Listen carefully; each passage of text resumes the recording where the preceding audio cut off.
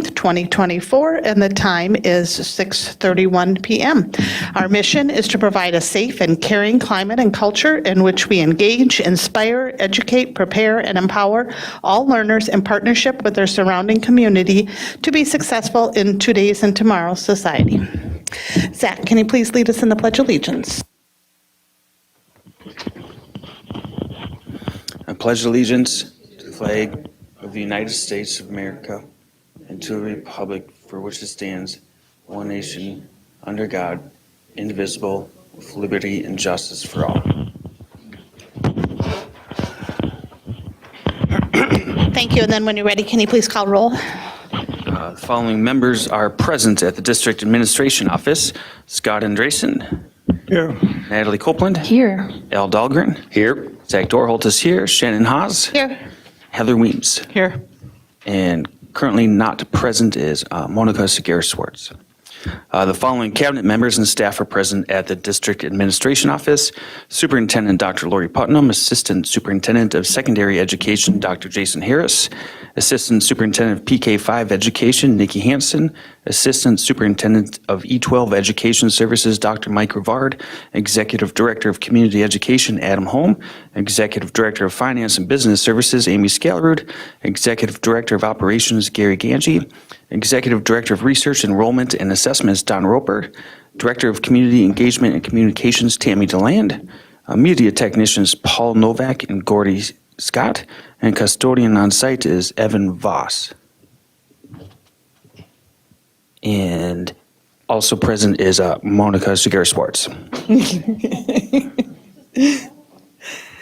Thank you. Then I need looking for a motion to approve the Board of Education meeting agenda for tonight. So move. Move.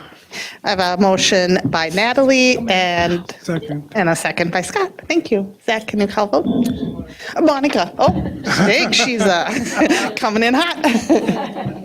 Okay, motion by Monica, second by Scott. All right, Zach Dorholtz, yes. Al Dahlgren. Yes. Natalie Copeland. Yes. Scott Andresen. Yes. Heather Weems. Yes. Monica Segar-Swartz. Yes. Shannon Haas. Yes. Thank you. Then we have the consent agenda. The consent agenda consists of non-controversial items that the board adopts routinely without debate. Any single member may remove an item from the consent agenda by requesting removal at the time the consent agenda is moved for adoption. On tonight's consent agenda, item A, approval of minutes from April 3rd, 2024 and April 17th, 2024. Item B, approval of bills and other financial transactions in the grand total amount of $2,880,960.06. Item C, approval of personnel staff changes. Item D, acceptance of grant awards and donations. Item E, joint purchasing contract award, Apollo Theater rigging equipment. Item F, joint purchasing contract award, Apollo Theater acoustical equipment. Item G, Apollo LTFM improvement change orders totaling $40,860.25. Item H, McKinley addition and renovation change order totaling a credit of $24,255. And lastly, item I, Apollo parking lot improvements change order totaling $482,350. At this time, does any board member wish to remove an item from the consent agenda? Yes, madam. Item I, Apollo parking lot improvements and change orders. Okay, anybody else?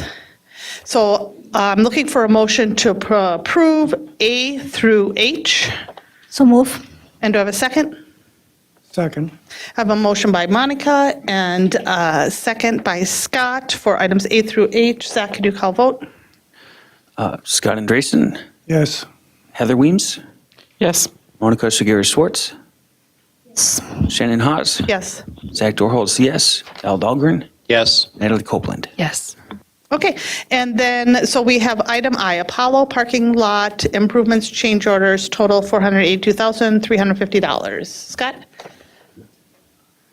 Yes, I'd like a little better explanation on this. We're looking at almost $500,000, and seems a lot for a consent item. Perhaps we could get some diagrams and explanations. I believe we can. Amy? Absolutely. And so these are attached in the board agenda as well. So this is an item, the actual bid award was a few months ago. At the time, oh, no, it didn't. No.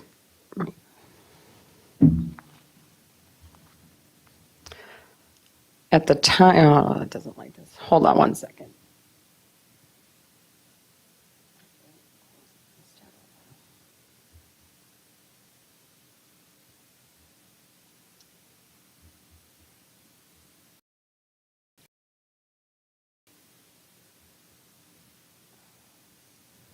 Well, I was going to try to show them side by side, but that may not work. But we can flip back and forth between the. And the bid was, the project was put out to bid. We did include an alternate at the time of the bid to do the bus chute as well. So the original project was just to do the north parking lots at Apollo, which is the lots over by the baseball, softball gym, that end. Based on a number of projects prior to that coming in favorable for pricing and where we were at with our LTFM budget, there was discussion about doing the bus chute as well. So we bid that as a change order. Brought it to Board Finance to discuss in April. The concern at the time that we were awarding the bid was to make sure that we weren't, as we start to talk about a future referendum for Apollo, are we 100% sure that the bus chute isn't going to move? We don't want to invest, as you can see, a significant amount of money in something that may not be the future plan.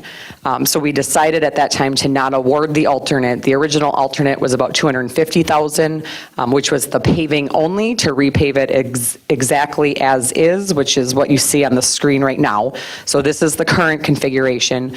And the alternate did not include the drainage work just because of the timing of the addendum. There wasn't time to get the civil engineers and site people out to get pricing on that. That would have had to have been a change order had we awarded the original alternate. Also at Board Finance Committee, so we came back, we decided that yes, the future plans for Apollo keep the bus chute where it is. Logical option that works with traffic flow or that works with student flow throughout the building. And so we did decide to move forward. However, coming from Finance Committee, there were a few suggestions to look at possibly some modifications to the existing layout for two things. One, for making the ability for buses to come in and park at an angle. So if you've ever been at Tech or a number of our other buildings, they park at an angle, which is better for student safety and for the drivers to get in and out. And then also to add some parking, because there's some parking there, but it's not real close to the entrance, and it's just not the best configuration. So we went back and got the pricing. So the increase in the pricing compared to the, and I'll show the new layout in a moment. So the increase compared to the alternate that was bid is really twofold. It's that drainage work, which we knew was going to be there, but also some significant changes to pave over parts that aren't existing parking. And so that requires additional work, additional drainage. So this is the, and so you can see right here, this is where the existing circle is. So that existing circle goes away and the parking gets set in closer to the building to allow that angled bus parking. And then right now, that configuration of the parking is kind of strange. There's a median here that is problematic. People park along it, and it's problematic in the winter for snow removal. It's just kind of a strange configuration. The parking is set way back. So on the new plan, it basically keeps with this existing parking here, but extends that all the way along and all the way to really the edge of the building. So it's giving us better visitor parking that's actually closer to the entrance. So clearly making those changes added some cost compared to what that original bid price was as well. Are there any questions? Thank you. Okay, then. You need a motion to approve item I so move. Do I have a second? Second. Okay, I have a motion by Scott, a second by Monica. Zach, can you call us vote? Natalie Copeland, Yes. Al Dahlgren, Yes. Zach Dorholtz, yes. Shannon Haas, Yes. Monica Segura Schwartz, Yes. Heather Weems, Yes. Scott Andresen. Yes. Thank you. Okay, moving on to informational items. We have two tonight. First up, we have the Transitional Services Update, presenting Adam Holm, Executive Director of Community Education. And Adam, can you do me a favor and introduce your guest so I don't mispronounce her name? Well, I'd love to do that. Thank you. Coco, can you come on up and then?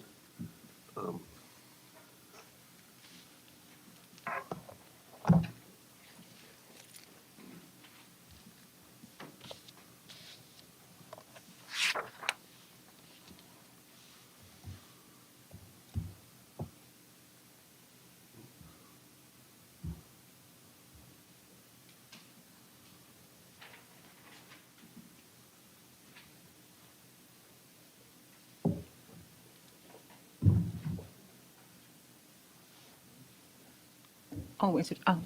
Hello, my name is Kalia Bynum. I go by Miss Coco.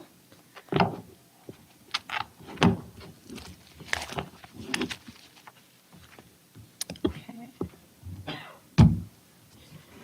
Good evening, Chairperson, Mrs. Haas, esteemed members of the board, Superintendent, Dr. Lori Putnam. I'm delighted to present the significant advancement in transitional services here at 742.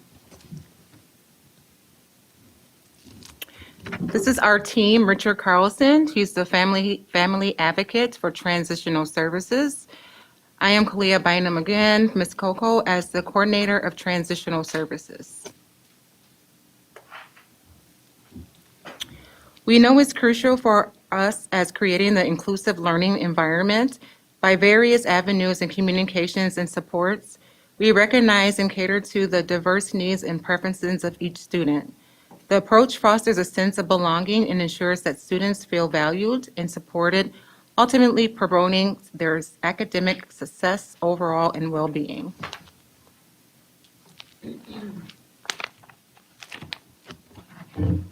By acting as a bridge between transitional service students and their families in the schools of origin, the school district is essential for ensuring continuity in education and support.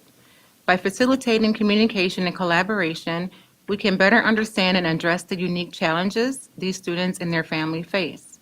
This role enables us to provide tailored assistance and resources, ultimately fostering stability and promoting academic success for these vulnerable students. As we ensure our students have educational success, resources and support services is fundamental in addressing their unique needs and fostering their academic success. By providing a tailored assistance and removing barriers of learning, we can empower these students to thrive despite their challenges and circumstances. The commitment is not only to promote educational equity and also contributes to breaking the cycle of housing instability by offering stability and opportunities for students to each reach their full potential. Building a strong partnership with community organizations is essential for effectively addressing the needs of our students in transition. Collaborating with these organizations allows us to combine our knowledge, resources, and making assistant efforts to efficiently ensuring that students in transition receive the supports they need in a timely and an effective manner. The coordinate approach enables us to tap into community networks and services to meet the varied needs of transitioning students by promoting stability and empowering them to thrive academically despite the obstacles they encounter. Our aim is to forge schools based on connections, unite in our community in support of our students.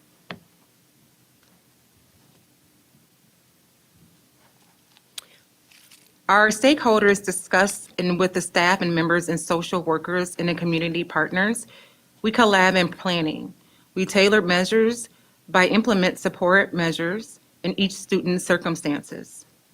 Aiming to facilitate seamlessly integrates the school in the system despite these challenges, inadequate housing. Executive planning and measures to ensure students' educational needs are comprehensively met. Continuously monitoring and adjusting support measures also addresses involving the needs to promote academic success. It is crucial for us in the decision-making, ensuring effective support for our students, here are the benefits and challenges. Access to student data and statistics enables educators, policymakers to make informed decisions regarding resources, allocations, intervention strategies, and program development. Detailed student data allows us of the identification at the risk students of implementation of targeted intervention services to address certain needs, promoting academic success and their well-being. Tracking district and community statistics helps us as stakeholders accountable for achieving educational goals and addressing disparities, fostering transparency and accountability with our education system. Also, in our community, the statistic aids identifying in areas of need, resources effectively to support student success and enhance overall educational outcomes. Each morning, as our students step into the classroom, they are greeted with a thoughtful array of clothing items provided by our valued partners. This generous gesture not only addresses immediate needs, but also fosters a sense of comfort and belonging in a setting that is positive tone every day. Also, moreover, extended heartfelt appreciation of numerous generous agencies whom our way supports the strengths of our school district. Their collaborative effort significantly enhances our ability to provide comprehensive services and opportunity, ensuring that every student receives essential support, including access to food, clothing, shelter, and other necessities. With their invaluable assistance, we continue to cultivate an inclusive educational environment where all members in our community can flourish. Overall, we want our students and families to know that tough times doesn't mean lowering the bar of success. Instead, it's about us leaders modeling, guiding, and cheering them on to represent what strength in adversity services is all about. Our main goal is to give students the power to tackle obstacles head-on so they can thrive both in school and in life, no matter what challenges they face with our support. Thank you. Any questions? Does anybody have any questions or comments? Scott? Yeah, I'm a little confused with this definition of transitional. That can mean a lot of stuff. It can mean gender transition. It can mean homeless people. What are you talking about? Yeah. It looks like homeless. So to answer your question is those who identify as homeless. So we don't want to put the label as it affects them. It can represent anybody transitioning from inadequate stability. It can be from home to home, doubling up. It also can mean those who are living in shelters and parks. But overall, the definition of that is those students who lack a adequate fixed nighttime sleeping arrangement that we serve as a population. That helps a lot. It's transitional. Oof, Yeah, that can be transitional. anything. It looks like we have nearly 10% of our student body that are in this situation. We have about 9,000 students, and I think you're talking around 850 homeless people. Yeah, it's identified families. So are you talking about the breakdown that was presented? So on the let me see, number 5 here. So on this slide here, so what I did, because of the breakdown of how McKinney-Vento, and then we have transitional services with our school district. So I go to each identified student, then I count their families, and then we break it down by age, and then if they're doubled up as a family. So even though the number itself may look small, there's a lot of students that are not accounted for, such as like our pre-K 0 to 3 birth grades that I think ECSE works with. So a lot are not accounted, but they're part of the family. So when we do our PIC count annually, the numbers are totally different because of our increased numbers per school. So they are in the thousands. It's just that I can't account some of the families within. I can't account for them. But Scott, to answer your question, we have 645 of our K-12 students that are classified as transitional in one of those areas. But that also grows because there's brothers and sisters that might be under 21. They're still going to school or are pre-K. At the guidance of our superintendent, we don't turn families away for food, and we embrace all, and that's what's special about our district. But for your question, there's about 645 students in our schools. Thank you. That's a good start. I'll let somebody else talk for a while. Heather? On your numbers, there's a pretty big discrepancy between female and males. Is there a reason? I when I talked to most of our families, it seemed like the male don't report as much as the female body. If I don't want to like disrespect nobody, but like it's kind of as women, young women, they're more so able to articulate in a different way versus our males. So even though we serve everyone, we don't get the answers we're looking for our male students.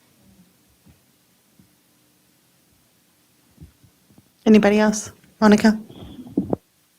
Hi. I'm a little confused about this table. I'm not sure what you're telling us here. So, okay, male and female, that's evident. What are unaccompanied minors? Yep. So our unaccompanied minors, we have 14-year-olds, 15-year-olds, 16-year-olds that do not have guardianship. Parents are not around, couch surfing. We have those who have run away that are underage, that are just anybody who has a door, they will go and live there with them while they're in school. But because they don't have the guardianship and supervision, they're unaccompanied. Okay, and what are undocumented students? Undocumented students? Okay, so I noticed an increase this year. We have a lot of new to district, new to country students that do not have documentation. And so with transitional services, when the students come to register for school, if they don't have the documentation, that's okay. I mean, we have that 30-day window, but we want to get the kids in school. So whatever they may have, we accept. A lot of it we can pull from the Welcome Center when they get registered. They can pull papers from their Q file to see what they have. But if not, that's okay. We'll take what we have, work with it, and we'll revisit that. Our main goal is just to get the kids into school. So undocumented, if they don't have any ID, birth certificate, social security card, or I'm sorry, not social security card, transcripts, stuff like that, that's okay. We'll just, whatever they come with or nothing. So, but those 120 students that are here that are undocumented are the students that also don't have an adult with them or that don't have a stable housing, or what is the? So not necessarily. So we have safe at home families where they're not listed due to protection of domestic violence or awards of the state or something like that. They could be living or doubled up with an extended family member or friends. If they do not have paperwork, it's not publicized where different schools can access that information. Only transitional services and some district office leaders will have that information need be, due to protection if they're running away from people who are looking for them, people who are coming in across seas, if they need to get away, hiding, stuff like that. We do not disclose that information. So the undocumented part of it could be a couple of things, depending on the situation. Everyone is different.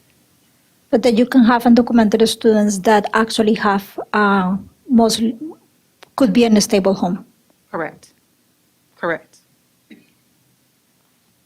And that's the transitioning part of it, because they're coming from different places. They have partial documentations. They may have someone who has a DOPA that can speak on their behalf as they're in school. So a lot of it depends on, it's all situational, I should say. It's not a one-size-fit-all. Every child is unique in that area, so that's how we serve our students. The other part that is confusing in this table is that you have a total of students experiencing housing instability that is 800 students, but females and males are only 645. Yeah. Yeah. What was the rest? So to answer your question, so I stated like how we have 0 to 3, our birth for ECSE, and then also some of our students are census. So the numbers, I can't account for them because they're not in our district as of yet, but they're part of the families. So it may not reflect K-12, but they're still part of that household, and that's how I get the numbers that I have. But it's families, not just this like student, individual. But those are the number, the 802 is the number of students that are receiving services As As a family, I'm sorry. So as a members of family. Yeah, so the student, Mellon student K-12, that's what we have in our district that's receiving services. But overall, from 18 and older, the company minor, the doubled up, all those play a factor in that 802. But that's just like a household. But that household can range from 1 child to 10. But like I said, a lot of them are not counted for due to, privacy, or if they're out of school, but they live at home still. The almost the last question that I have is, what is this picture about? Okay, so the picture breaks down like our student data, statistics, and our community stats. So every year on January 24th, it's a PIT count. And what we do, I get a letter from the Stearns County. His name is Tim Poland. And he goes around to each school district and take the actual number of homeless student or transitional students. No, got it. No, I meant the photo. The photo is a stock photo we pay for. Yeah. Because we would Okay. never put our students on in this, their faces in this program, but we wanted a picture that looked like us. Okay, that's what I was guessing, but I just wanted to keep it in record. Yeah. The last question that I have for you, I think that you are kind of new to our district. Are you? Yes. Could you tell us something about you? What makes you wanted to do this job? So my background's construction. I did construction for 28 years. I left City of Minneapolis Public Works Department, and then I worked for the airport, and I retired Northwest Airlines at the airport. So basically, I went to school. They paid for my schooling for psych when I was there at the construction site in City. And so by me getting the job through a Welfare to Work program, I end up going the educational route to do like a representation for women to work in non-traditional fields. So after I got my BA, I wanted to do something different in education. And so I was geared towards the school district. And so it's such a diverse population here as it is. And I mean, I enjoy it, I like it. And so I wanted to go that route in education. Yeah. To her credit, she's been in our district, I would say, is this Fourth year? year. Fourth year. She's been at the elementary school. High school. And the high school. Admin. And now her favorite position is us. And the favorite boss, right? That Dr. Putnam, of course. Thank you so much.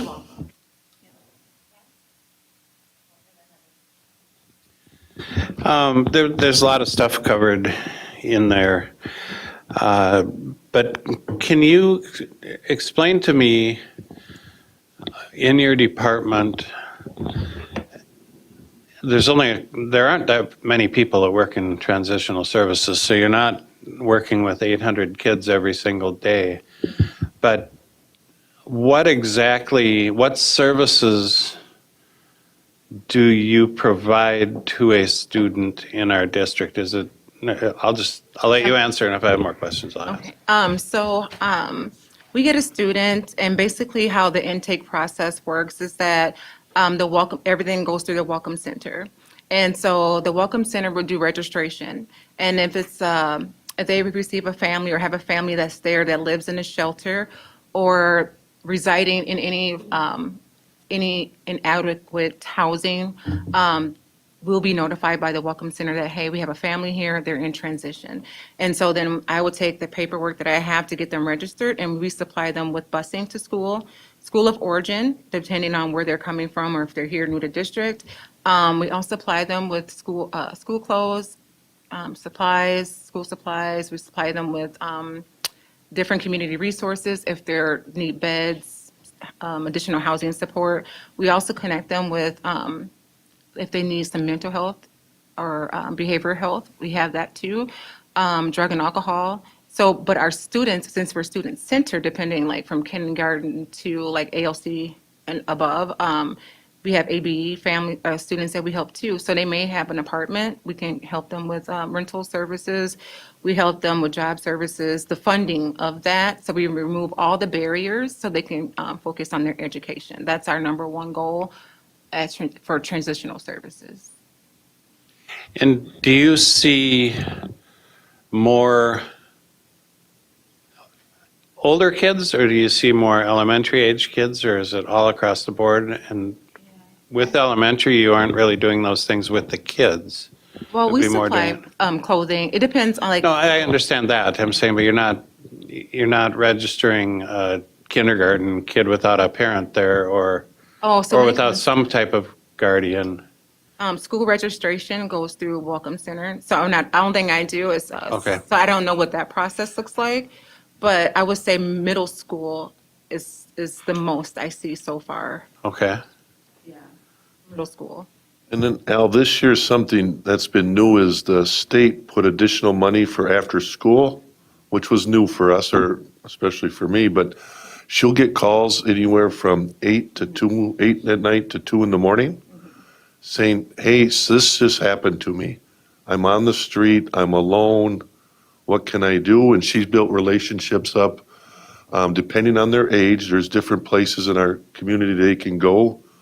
But currently, they call her, they all have her cell phone, the work cell phone, and she's been so gracious, and she's taking a lot of calls at night to help, the students when whatever happens in their life happens.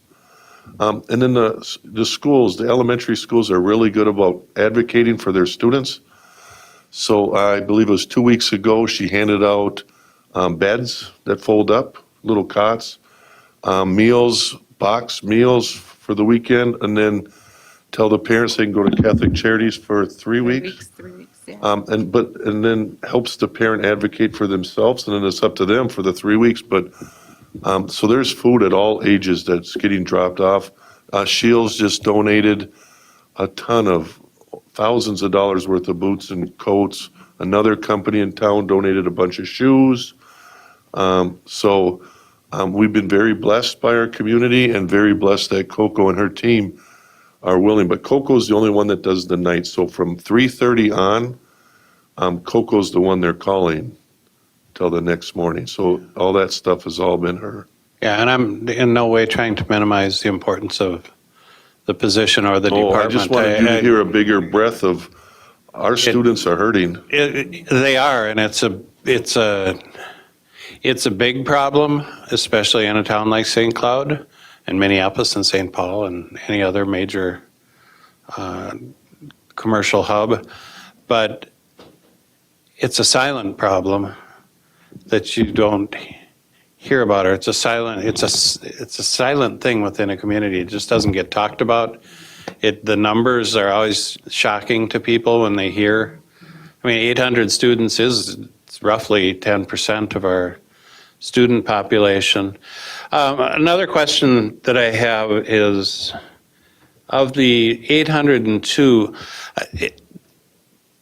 are you currently working with 802, or is that during the course of the year you work with 802 different students? That's to date. So Okay. I ran the Yep. report Okay. to date Yep. from July of last year to now. So it will actually be closer to 1,000 Yes. by the end of the year. And of those 802 students, how many of those students would you say that we place in school or in a school, how many of them are there a year later? And in our district a year later, or? Be transitional a year later? I'm saying how many of the students, transitional students that get placed into a school are still attending school within our district 1 year later? I don't know what that number, How many So of would the you think, students like- leave? I would think it would So be real far, high. it is high, because so far, just last month, we And had would be- 15 families leave. Yeah, I'm thinking that the attrition out would be very high. Yeah, yeah, so I'm just thinking like, and that was just at one school alone. That was at one school. So, I mean, I'm pretty sure when we run our last report at the end of the year, at the end of the June, that I think it will be at least a few hundred here that has left. And then some call back because, they miss the services, they miss, their teachers, they want to get back to 742, a lot of hands-on. A lot of principals know their kiddos and know the families that are hurting. And so they don't want to lose that relationship. I mean, a lot of trust has to be built too. So I would say at least, I'm expecting a few hundred at the end of the next month here.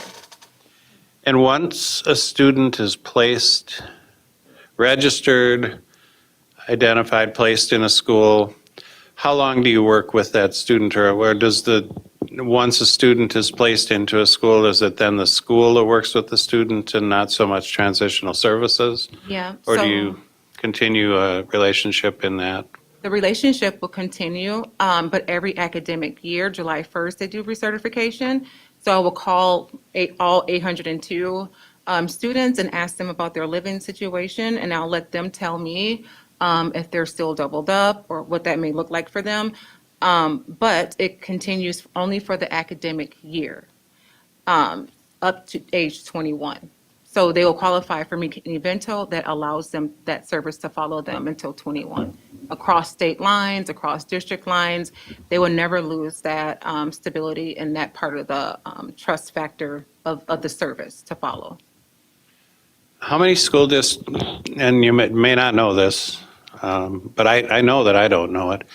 How many school districts have a transitional services department? Is that common within the schools in the state, or is that something that isn't common? So if a student went to, say, Buffalo, if they don't have a if a transitional student or a student in transition goes to a school without a transitional services department to work with those students, then that student isn't really identified statewide. Would that be a fair statement? And would they get services that are needed? How would they go about it? After talking with Robert Reyes, who's the head of McKinney-Vento in Minneapolis, I was told that every state should have a program like that serve the McKinney-Vento services regardless. Now, we don't serve that, McKinney-Vento doesn't serve the private school sectors, stuff like that. But in that district, they will have someone, another school, a sister neighborly district that will help provide that service. So Sartell, for instance, doesn't have our transitional services, but they use 742 districts for our school, like McKinney, ALC, perfect example. A lot of their kids come to McKinley, and so that same service will follow them throughout the academic year as well. So every school will know about it if it's reported. Okay. Last question, when the Welcome Center moved to Quarry View, I would assume at that same time transitional services moved over to Quarry View? Yes. Okay.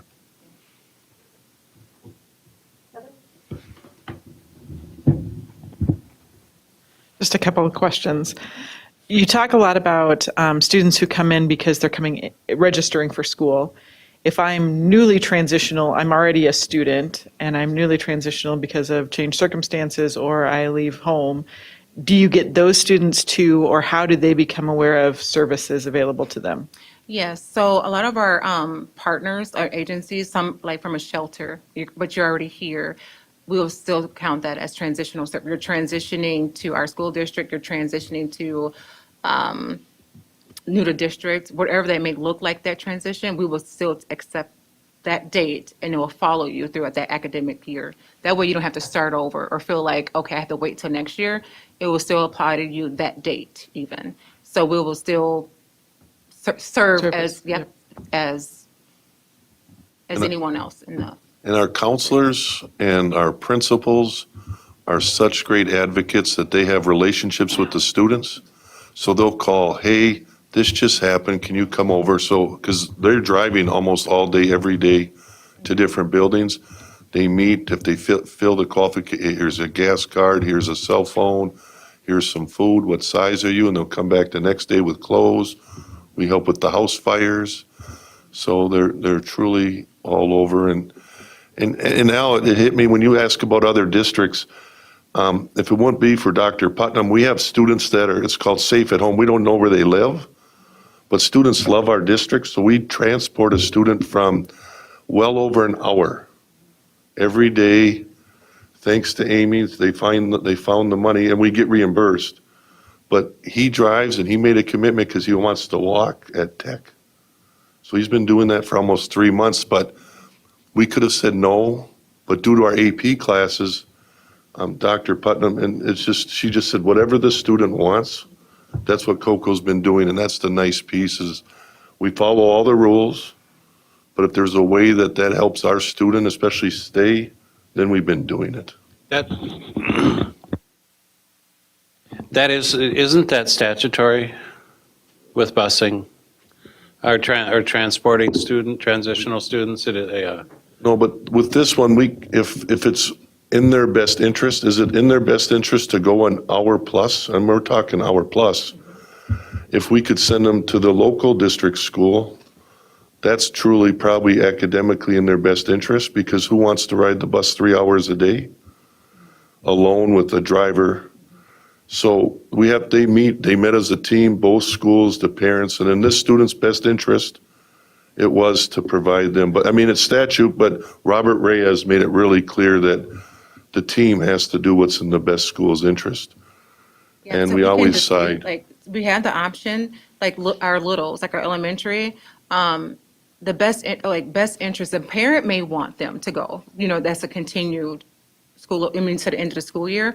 But realistically, like Adam is saying, like, do you really want your kindergartner riding a van for 2 hours, right? So we can dispute it, but we have to really state that case. Like, is it a healthy overall well-being for the student?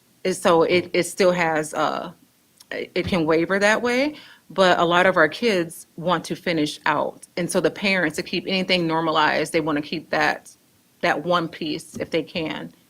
To continue, we'll try our best to do so.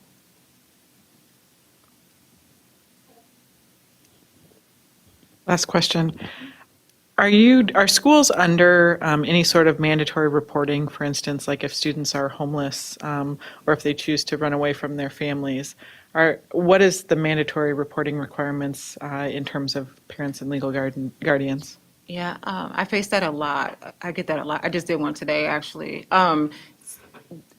So we hear the case, right? We try to meet them where they are always. But if there are some things where they're not having water, being able to have a place to sleep, bed, they go in, they assess it. If it deems that this is an unfit place for children, we do call CPS right away. There's times I have to call the police. Our SRO has been so helpful, especially with our schools. I call them, I send a text like, Ms. Johnson is, this and this and that. And you know what, they're helpful that way. There's a lot of things I don't know when it comes to that legal sense, but I do know when the child does need some extra support due to a living situation. We do mandated reporting, obligated to, but there's just some things that we have no choice but to do that, to file. Yeah. Anybody else have any questions? Zach? So if you could wave a magic wand or had the resources to kind of fix this problem locally, what might that look like? If I could, I will tie in education. I will tie in a form of like, there has to be like I would think some kind of path guidance. That way we can break the cycle. I think a lot of our families, they want to sign up to transitional services because they think it's a program that they don't want to, they want to be a part of. And we're like, no, we want you to thrive without this service. So if anything, I would want to tie in a lot of the pieces that will help them to do better with their families and help the students to see that with their parents. To go to school, there's a lot of kids that go, students that go to ABE while their kids are in school. I think that is awesome. They're both getting the education at the same time.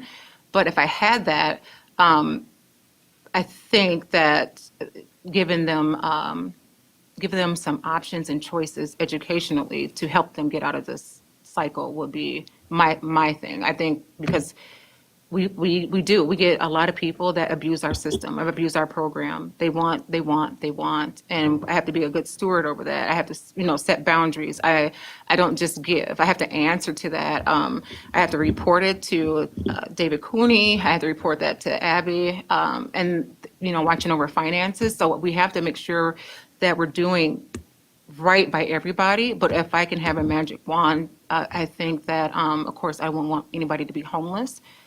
But I also want them to get some education behind that so we can be better and do better.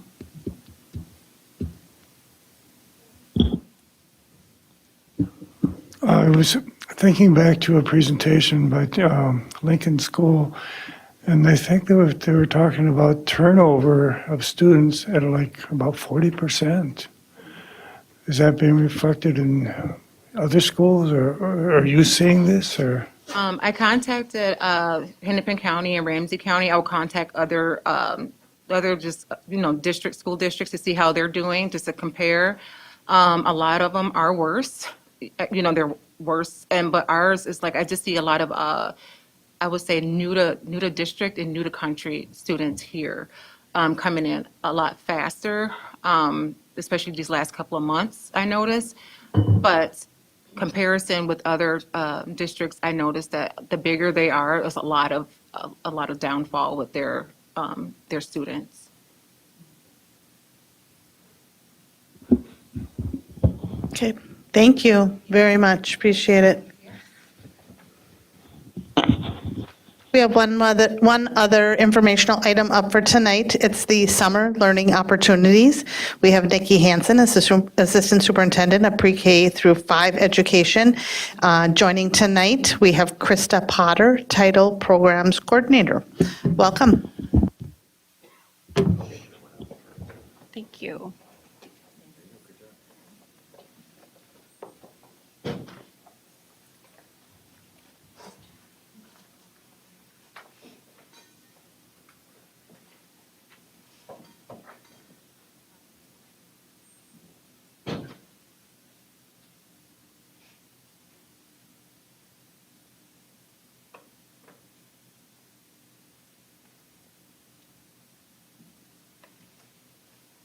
All right, so I am Krista Potter. I'm the coordinator of Title Programs, and I am also coordinating all of the summer school programs. We have several things happening over the summer, so I'm just going to highlight those, and then I'll take questions at the end. So here's just a quick overview of all the different things, the learning opportunities that we're offering this summer. We have the extended school year. You'll see the acronym ESY. That is referring to special education, and we'll get into each of these more in depth. We also have a K-5 targeted services program we offer. We're doing a K-5 newcomer and a 6-12 newcomer programming, some credit recovery, and then we have a kind of a pilot program that's the Lincoln Summer Camp. So first is Extended School Year, ESY. This is a program that's available to students that have IEPs, and it's specifically written into their IEP that requires them to receive these extended services during those school breaks, and obviously that includes summer.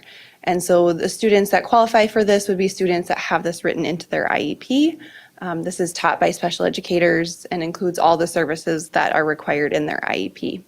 So we have a preschool and an elementary program that's going to be housed at Oak Hill this year. And you can see we have 61 preschoolers and 180 elementary students. So that will be a very full building. We also have some middle and high school students that will be at Tech this year. That's about 80. And then we do run our Journey program, which is our 4th grade through 21-year-olds. If you're not familiar with this program, it is already at Roosevelt, and it's reserved for those students that have those significant needs, and that is really the best setting for them. So we do have 10 students this summer that will be attending that program at that school. The next one is the K-5 Targeted Services, and Targeted Services is kind of some legal jargon, if you will, but at the bottom I put a nice definition. It provides any before school, after school, or summer programs for students in K-8 who may be struggling during the regular school program and need that additional time. So Targeted Services is really kind of the way that we classify this extended learning opportunity for our students, and it can happen during the school year as well. However, in the summer, we still call it targeted services. So we're going to have 2 sessions because we have a lot of K-5 friends that will be coming to summer school, and just due to capacity and logistics, we've split it up into 2. So we have them separated mainly by busing routes. So Lincoln, Talahi, Clearview, and Oak Hill, we have 107 students coming to that session. And then the second one will have Madison, Westwood, Kennedy, and Discovery students with 159 students. In addition to that, we were able to offer 2 newcomer groups. So this is specifically designed for students who have been in the United States less than 3 years, and they're needing that extra scoop of language services as well as just school time. So we have our K-5 newcomer, we have 86 students coming, and they'll be at Discovery with the K-5 targeted services students. And then our 612 newcomers, we have 42, and they're going to be at Tech this year. Credit Recovery serves 9th through 12th graders who are needing an opportunity to complete some of those credit-bearing courses in order to graduate, or might need to work in an alternative setting. And so that will be held at North this year, and there will be around 1,000 students that are taking courses. The Lincoln Summer Camp is a new opportunity that was posed to all principals of doing more of a site-based thing. And Lincoln was the only one that really wanted to jump on board. And so it's kind of a pilot program to see what it could look like, maybe doing summer school a little bit different than we traditionally have. And so the idea was posed to the staff, and the teachers came up with different experiential theme-based learning opportunities that they'd love to expose their students to, that obviously still have an academic component, but would be really fun and maybe something they're passionate about. And interested, the students would be interested in. And so they are going to do a 4-day camp, and they got 62 students that are already interested in coming to that. So we're excited to see what results we get from that. Here is the calendar. You can see over on the left-hand side the months of June and July. We're starting June 10th. We are done in session with our teachers the week before that, so it gives us a week buffer time. Students would start on June 10th. All of the extended school year, so the special education programming, is going to run through the end of June, and then they are done. The newcomer and K-5 targeted services, you can see the green and the orange. Those are the 2 separate sessions I talked about. We'll have one session in June and the other one in June and July, with that 4th of July kind of holiday split.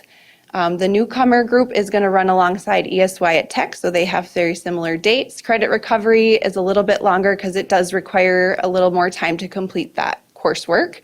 And then the Lincoln Summer Camp, we are overlapping because we're going to share transportation services with the K-5 targeted services. So you'll note that that kind of overlaps with that orange color right there.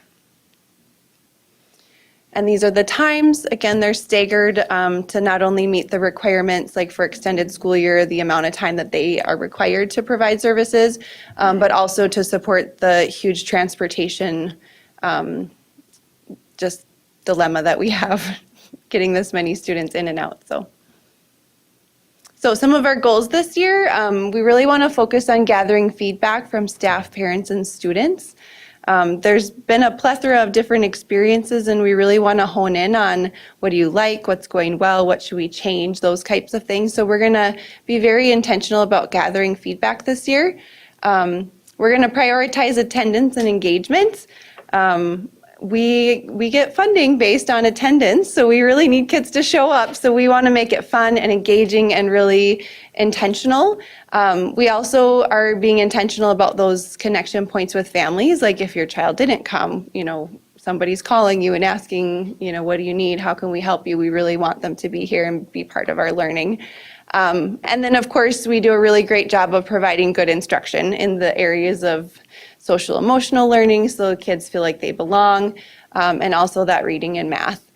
And then we're going to gather some impact data of following the students that do attend these services. What is the impact of these extra weeks in the summertime? We are partnering with, and maybe you noticed this on the date slide, but we are partnering with a program called Teach Minnesota.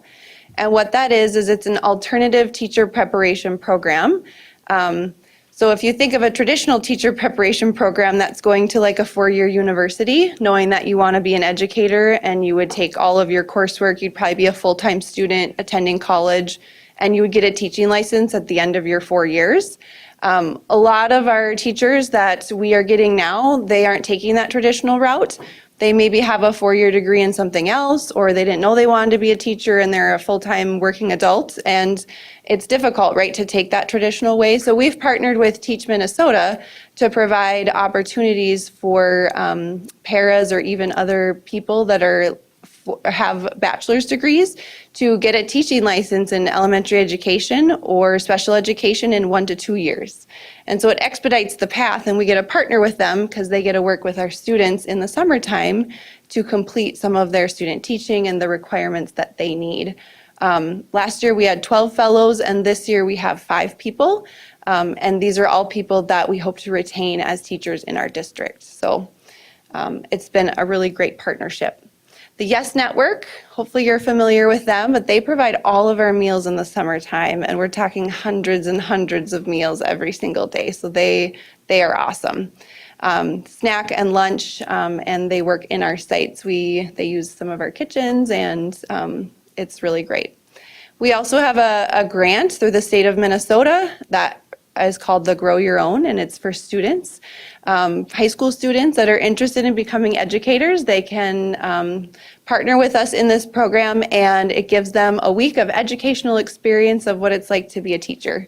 And so they get to come in and work with our students in the summertime, which is fun, and it exposes them to what a classroom would look like. And it's our own kids from our schools, so that's really great. And then Reading Corps is another volunteer-based opportunity. I don't know if you're familiar with Reading Corps, but they do have to get certain volunteer hours in within the school year, and sometimes they're looking for extra hours, and so we're going to partner with them in the summertime for them to come in and do some reading activities with students and different things like that. So we are very thankful for our partners because it makes all the magic happen. And that's all I have. Anybody have any questions or comments? Scott? I think we've heard of Teach Minnesota. I think it's something that Tracy's been doing to get more teachers.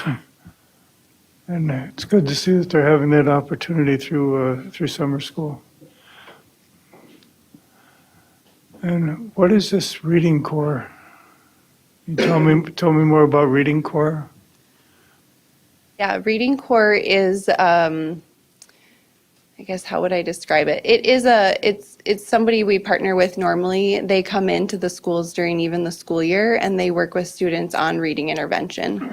So they're people that are trained to deliver reading intervention to students.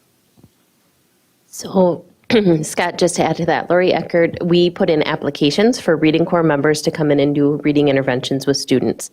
And so I work with elementary principals, we put in those applications with site leaders, and then we get awarded those Reading Corps members.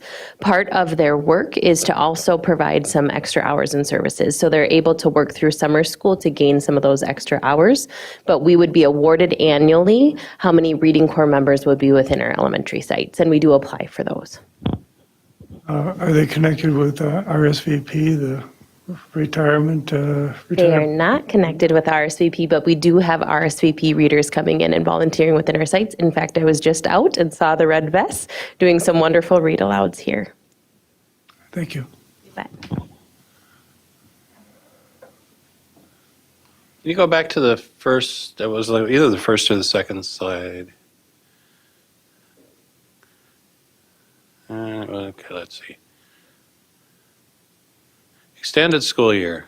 This was the one for the had to have an IEP. 180 elementary students and 80 secondary students. Is there less students with IEPs, or is there just less requirement for them to go to summer school, or what? We'll let Mike answer that. Thanks for the question, Al. So there's neither more or less. Every year, it's really going to be determined based on how the students are doing. So as you think about it, it's really directly related to regression and recruitment. And we've probably talked a little bit about that. And that can vary year to year based on the categories of what disability children are qualifying in. So we try to judge that based on each individual kid. And for some students, we see an increase of that. In some years, it might be down a little bit. Those numbers that you're seeing right now are about average, about what we've seen over the last probably 10 to 15 years. Where you do also see is, besides that as being a caveat of why we choose the regression and recoupment, there's also just students who we know we have to continue the programming on, and those are kids with some more significant or severe disability areas or multiple disability areas that we have to provide that level of IEP programming throughout the year. So does that help? Do some of the students who would have attended in pre-Can elementary, do they then go into credit recovery program in high school? Would they? Could there be overlap? Yeah. It's usually uncommon because most of those students that we would be identifying for regression and recruitment issues related to their IEP goals and objectives, we're going to zero in on that piece. But there obviously can be students who are on IEPs for speech language, for all sorts of things, that would be participating in recovery, credit recovery, just like all students. So when you think of us having about 2,200 or so special education students, the students who would be participating in great credit recovery could be students who are on IEPs too. So.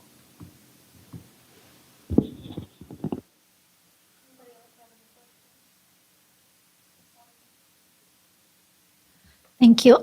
So you said that was the school Lincoln was the only one that jumped at it? How come?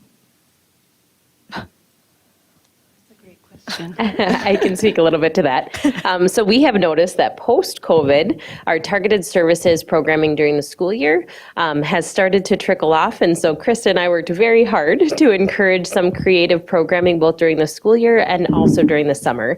The last couple summers in District 742, we've offered kind of this mega site idea where we have all of our schools coming together to receive that summer school programming. And what we really wanted to try and ignite is how do we encourage more students to participate in summer programming opportunities. And so we really tried to encourage creativity of going back to some community site locations.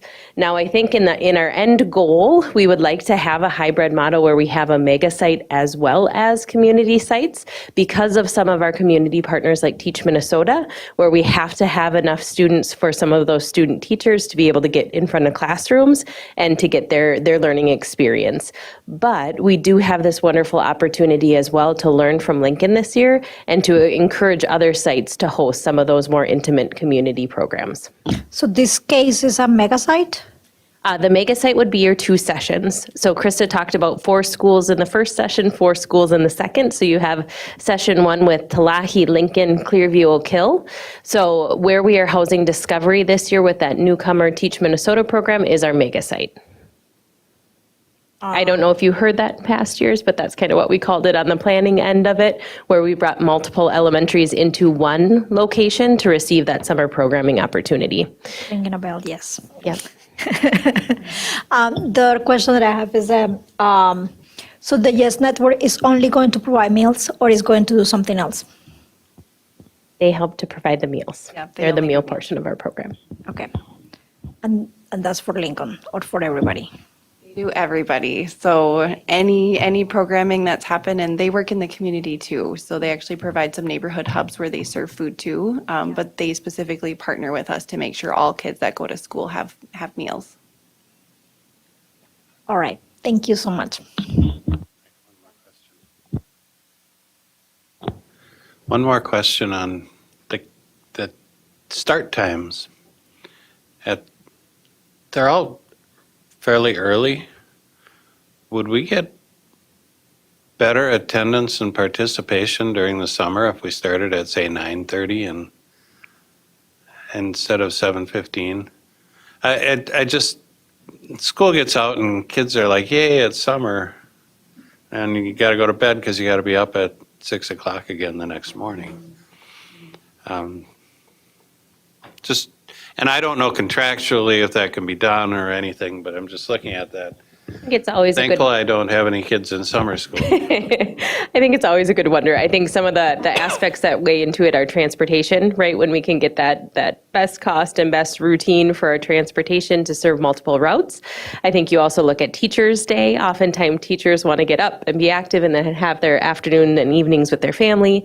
And then we also find with our little people, they are most productive in the morning. So if we can get them up and get them started with their day, it's often when their learning is most productive. But that's something that we can certainly monitor and take a look at.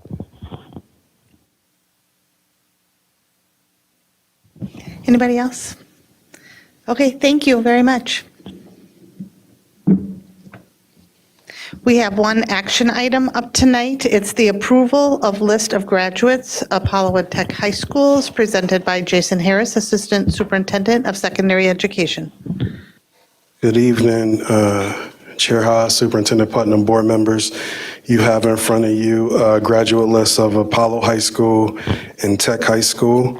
Apollo has 300 graduates and Tech High School has 365 graduates. You see the asterisks by each student's name. 1 star represents the honors of GPA of 3.5 to 3.69. If they have 2 stars, it's a high honors GPA, 3.7 to 3.89.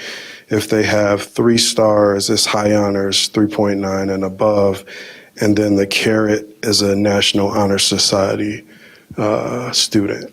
And so pretty consistent to last year's graduation class, about the same, total of 365. So the administration recommends the approval of the list of graduates for Apollo and Tech High Schools contingent upon the completion of the requirements as set forth by the state of Minnesota and the Board of Education of St. Cloud area schools. Okay, do we have a motion? So, Questions? Say that again. I'm sorry, I'm out of line laughing because I just saw a thing of Kleenex that says pass it along as needed.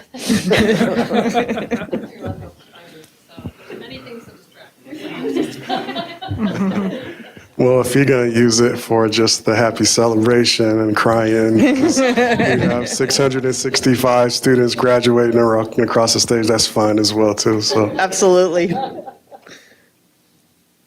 Okay, any questions? Otherwise, I'm looking for a motion to approve the list of 2024 graduates for Apollo and Tech High Schools.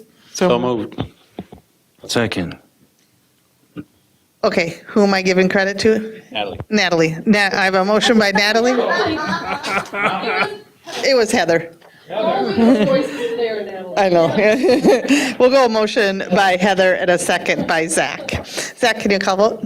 And Monica Segura Schwartz, Yes. Shannon Haas. Yes. Zach Dorholz, yes. Al Dahlgren, Yes. Natalie Copeland, Yes. Scott Andresen, Yes. Heather Weems. Yes. All right, thank you. And we have two policies, both second readings up tonight, presented by Gary Ganji, Executive Director of Operations. First, we have the proposed revised board policy 606.5, library materials. Good evening. I will be brief since we have a visitor hovering above us here. First policy that we have for second reading is 606.5, which is library materials. We went through it quite thoroughly last time. If you recall, this is the policy where MSBA recommended that we break off 606 from library books from instructional materials. So this one is library materials, varies slightly from instructional materials. And again, we went through that, all of those differences 2 weeks ago. So are there any questions since the last reading?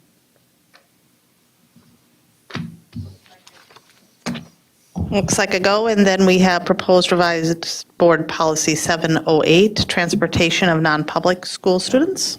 Yes, and again, this is second reading. This one, this one is basically to align with new statute from last year that adds some additional languages, giving just giving guidance for school districts and non-public schools that want to go into additional arrangements for transportation. And then along with that, there is the removal of the statute numbers, which we're seeing from MSBA a lot. Questions on that one? Monica?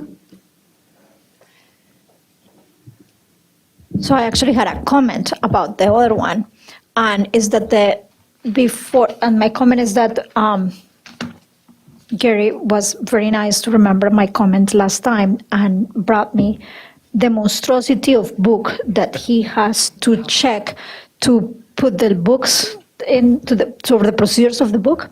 So I just wanted to tell you, I don't know how many pages that I had, but it was like this thick that he had to study. So thank you. You bet. Okay, thank you. Then we are moving on to report. Oh, Scott, sorry. Yeah, the transportation we're providing to all these other places, is this a money loser or a money maker for us? For this particular policy that we're discussing tonight, it just outlines agreements that we can make with non-public schools and how we do that. Do we make money on it or do we lose money on it?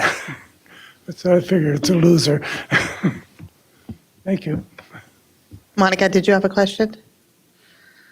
No, just a comment. Transportation is, we actually don't have money makers here, Scott. we have services.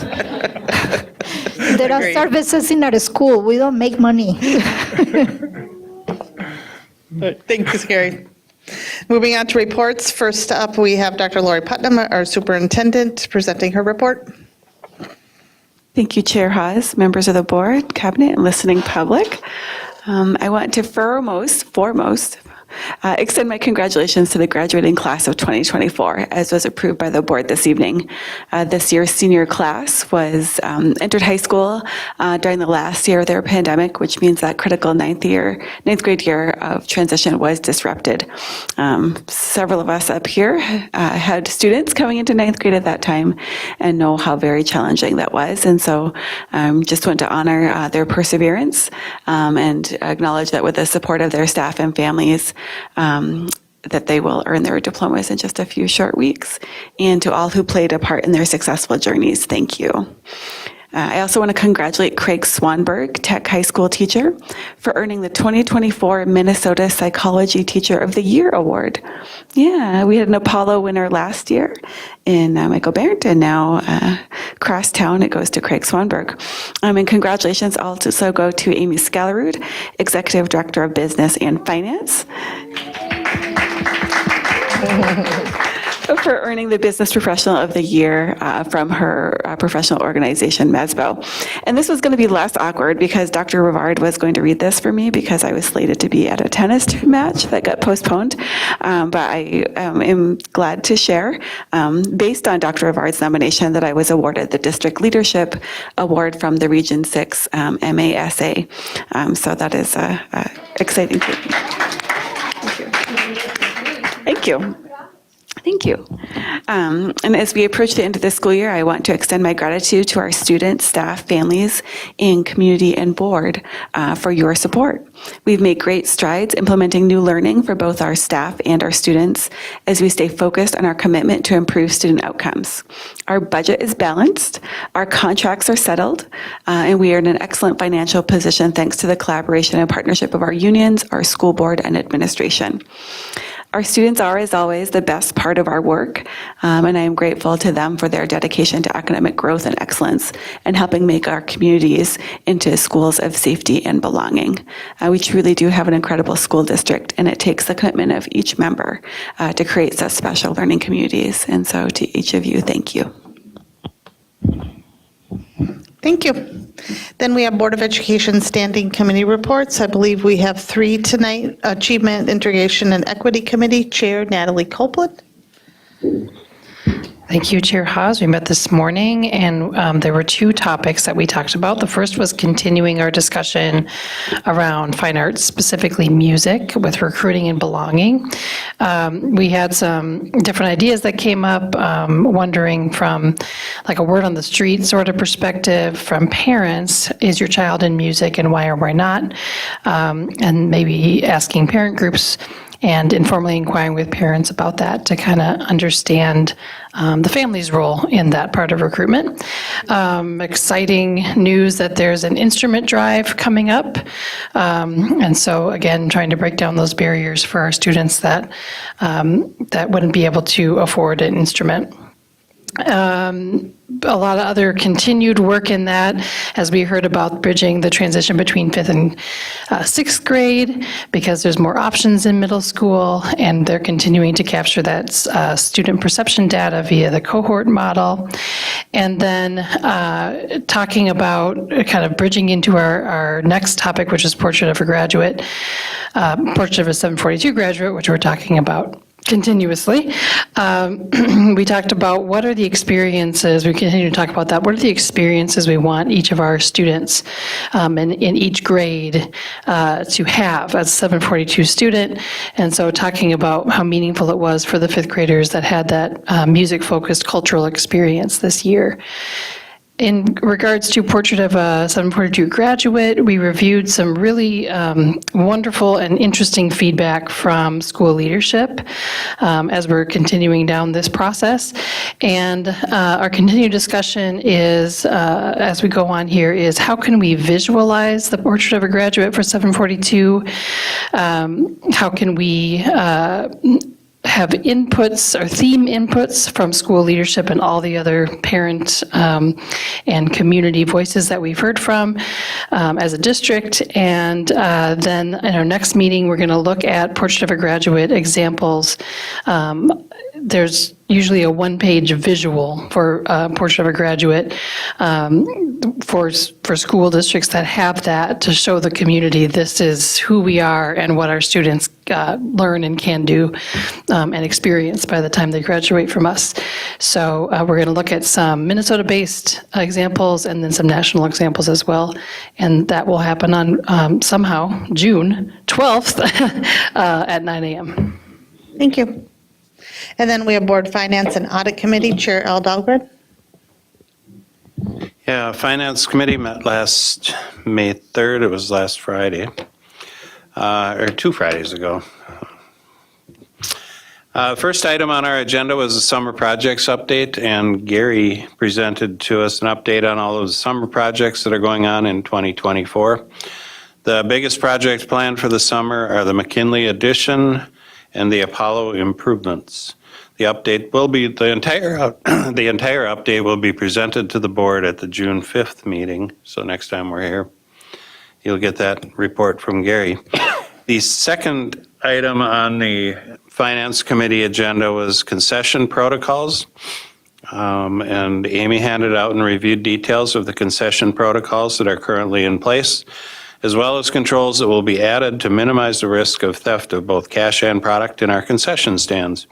This includes adding security cameras and card reader access to all concession stands, running all purchases through the point of sale system, using a concession checkout form that requires deposits be counted by both the group working and the concessions manager, reviewing total product purchases compared to revenue deposits annually for reasonableness. We're also looking into the possibility to lock the coolers and freezers and storage cabinets within the concession stands. In addition, written procedure manual will be developed to ensure that these protocols continue to be followed in the future as staff in these positions turn over. The committee also suggested looking into a money counting machine, which will increase both accuracy and efficiency in preparing the deposits. That was our meeting. Thank you. And then Personnel and Negotiations Committee Chair, Monica Seguier Schwartz. Hello, we met yesterday, May 14. So we discussed about superintendent evaluation, and pay attention, everybody. Proposed schedule for remainder of the process. So we have May 14, that was yesterday, that's the executive summary report for the school board personnel from Susan, the consultant. But Susan didn't give us the report yesterday, so we had to postpone it. What we're going to do is that we're going to send it as we get it from her to everybody in the board. Not to everybody, just to the board. So you will review it. Then we will share the executive, so we will share also the summary of the report of superintendent's goals, report with a full board in the presentation for the closed session. And then we will prepare, the personnel committee, will prepare a draft of the evaluation summary for closed session review. And in June 6 at 5:30 p.m., we will have the closed session per the evaluation. Superintendent evaluation per 13D05 sub 3, what's that? What is Tracy? Oh, That's a state statute. okay. All right. Okay, so per the statute, right. Okay, on June 17, the public report of evaluation summary at the board meeting.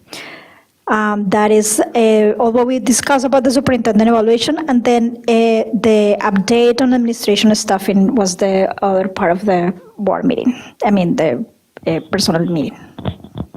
That's it. Thank you. And last up tonight, we have future agenda items. June board meeting and work session topics will include summer facilities project update, preliminary 2024-25 budget presentation, schools update, end of year celebrations, and policy readings. At this time, does any board member want to suggest a future agenda item? Okay. That was everything on our agenda, so I'm looking for a motion to adjourn tonight's board meeting. So move. And do I have a second? I have a motion by Scott and a second by Heather. All in favor, say aye. Aye. Opposed? Excellent. Meeting is adjourned. It is 7:54 PM. Have a good night. My mom would make you catch that and take them outside and let it go. I think it hasn't moved like at all. I know, No. What is it? It's a spider.